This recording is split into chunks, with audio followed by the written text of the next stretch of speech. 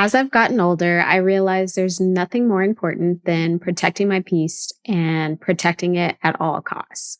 I used to spend my time with people who thrived on gossip and drama until I realized how much of my personal energy that time cost me. Now, I limit my time and interaction with people, places, and things that drain my energy. I also set firm boundaries on protecting my mental well being. And while it's not always easy, it does get better over time. In this episode, I'm sharing the different ways I've come to learn to protect my peace and how it's made a huge difference in my life. If you're struggling to set boundaries, preserve your energy, or protect your peace, hopefully some of my strategies and experiences can help you too. Hey there, I'm Raya Reeves, and over a decade ago, I turned my life around through budgeting. I went from being an overspender deep in credit card debt to being the founder and full-time money coach of City Girl Savings. Now, I help women work towards their dream life and tap into their financial power one budget at a time. I fully believe you can live a life you love with a budget, and I'm living proof. The weekly City Girl Savings podcast focuses on the intersection of money and the City Girl lifestyle. Join me every week along with some special guests as I share my experiences, advice, and guidance on navigating life and money as an experience-loving millennial.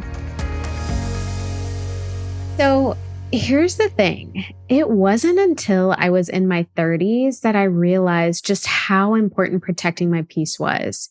A friend had referred an audiobook to me called The Celestine Prophecy, and it completely opened my eyes. I'm going to link to that book in the show notes because it was a total game changer. I used to wonder why I always felt depleted, like mentally and emotionally, after spending long periods of time with certain people. And then I realized they were taking my energy to build theirs up. So every time I was interacting with these people and just listening to the things that they were saying and just soaking everything in, which by nature I do. I mean, I'm a coach. I work with clients. It's my job to listen and to understand. And unfortunately, it got to a place with certain people, not clients, certain people where I would listen and consume, but that would deplete my energy, almost as if as they were going and going and going, my energy got less and less and less, and theirs got more and more and more.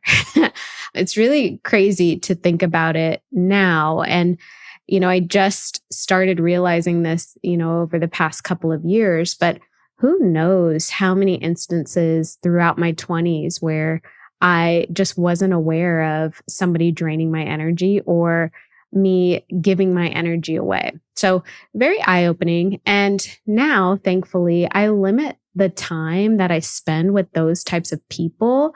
And it truly makes a world of difference. Now, it wasn't easy because some of these people are just naturally in my life. I'm not going to get specific, but some of these people I can't just cut off completely, right? Like they're in my life and I don't foresee them going anywhere. However, I needed to mentally prepare myself to spend time with these types of people and set my boundaries and how much time I could spend in one sitting with those people.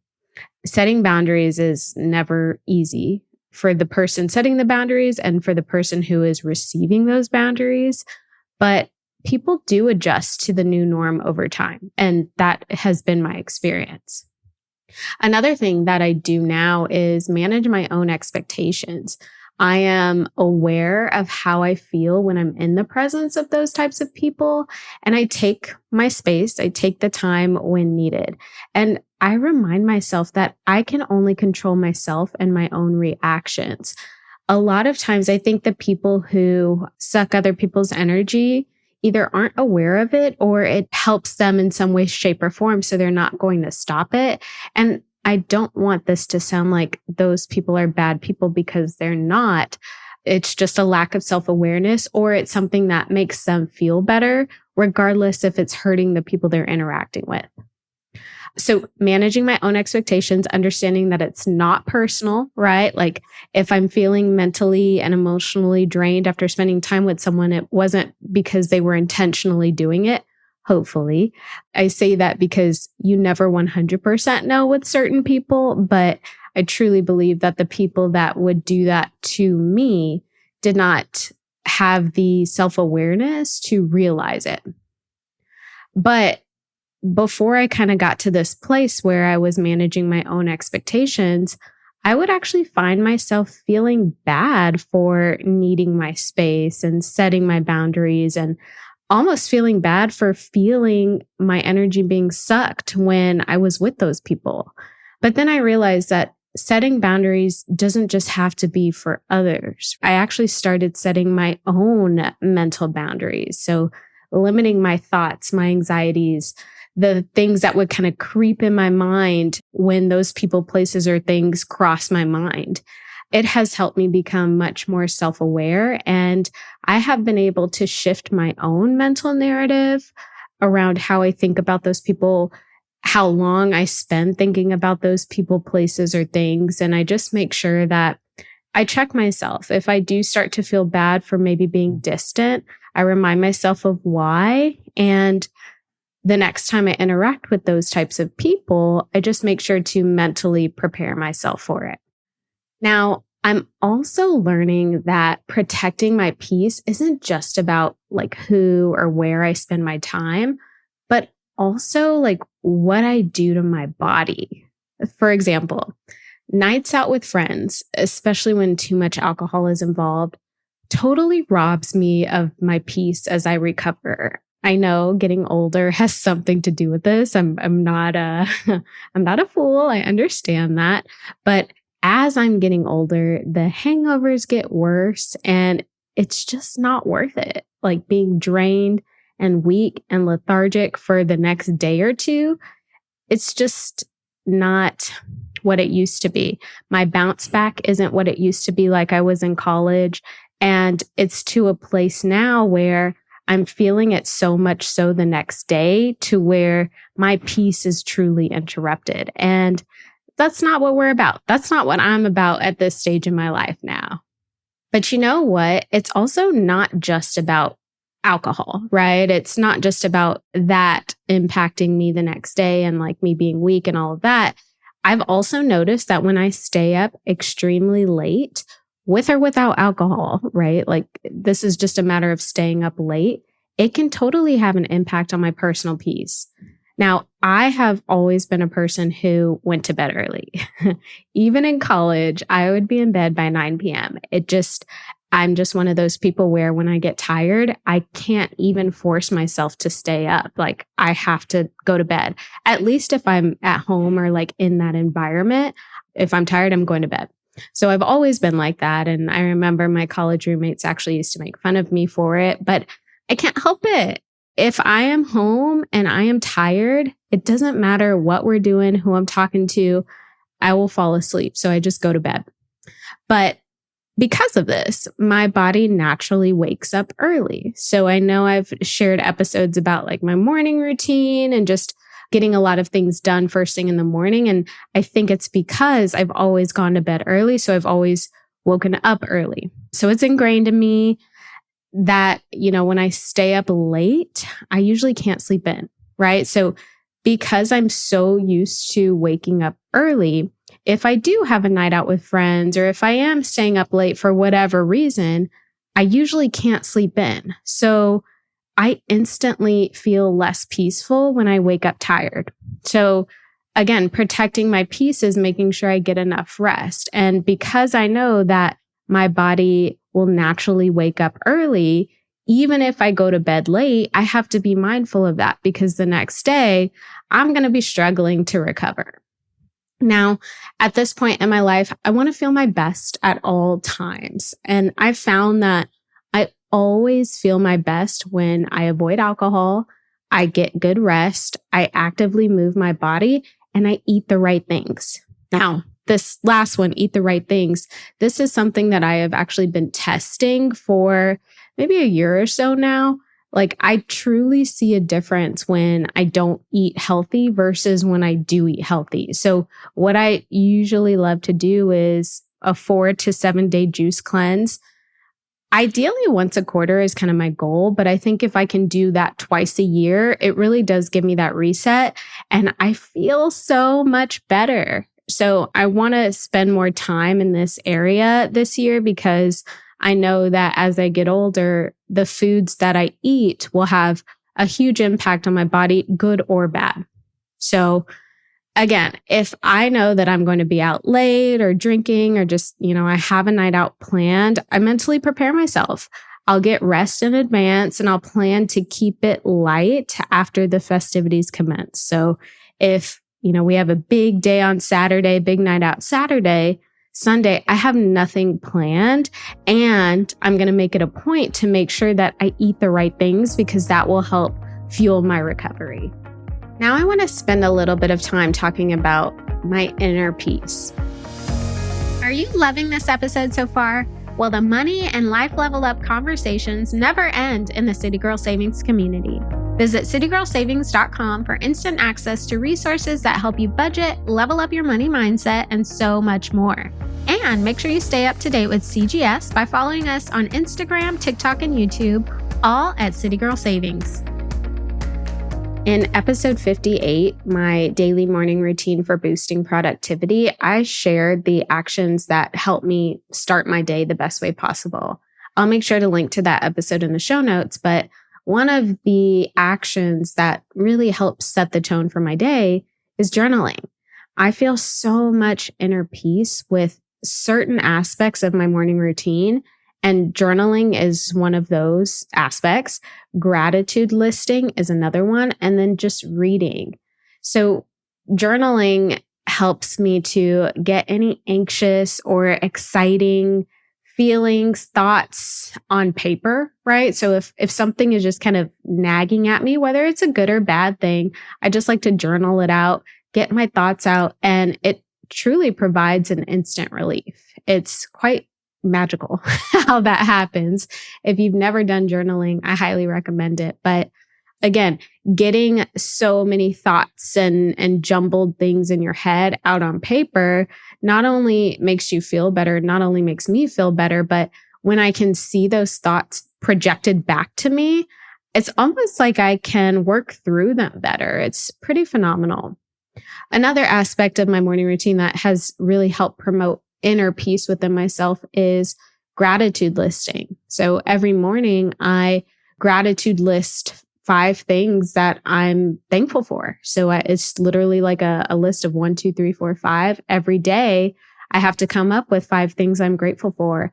And the more I do this, the more I realize I have so much to be thankful for.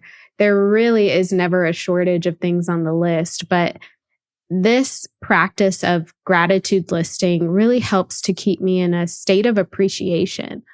Always. Like I'm constantly grateful. I'm constantly appreciative. I'm constantly aware of the things that are going well. And it's such a nice change of pace from always focusing on a goal or always focusing on something that you don't have and want. It's great. In addition to journaling, I would highly recommend you start gratitude listing. It will help you promote your own inner peace and also see that there's a lot to be grateful for.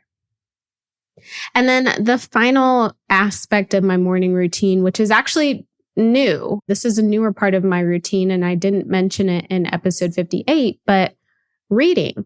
I have recently introduced reading to my morning routine. So prior to my mom's passing, I had started already getting deeper and deeper into my faith. And when she died, a friend of mine, actually the same friend who recommended the Celestine Prophecy, sent me a book called Discerning the Voice of God. And as part of my morning routine, I spend a few minutes reading this book, and I always feel amazing. I don't spend long periods of time reading it, but I really soak in the words.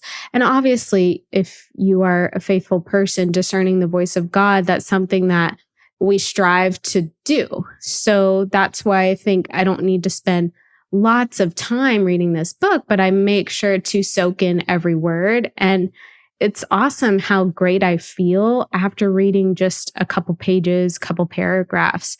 It's actually hard to explain how or why, but I do notice a difference. And I'm still in the midst of reading this book, but once I finish it, I do plan to move on to another spiritual book and keep this morning task going because I definitely feel the benefits. I definitely feel more peaceful. I feel more connected to God, to my spirituality, and it's a great feeling. So spending time reading spiritual books also helps me when I make it out in nature for my morning walk. So I love to get outside. And again, this kind of started while my mom was sick. I just needed a place to go to move my body, but also be in nature and just kind of be in my own thoughts. And I've noticed that reading spiritual books has contributed to the impact of my morning walks because I read before I go on the walk. And while I'm on the walk, I'm thinking about what I've read and I'm praying and worshiping and just listening to the birds chirping. I'm watching the sun rise.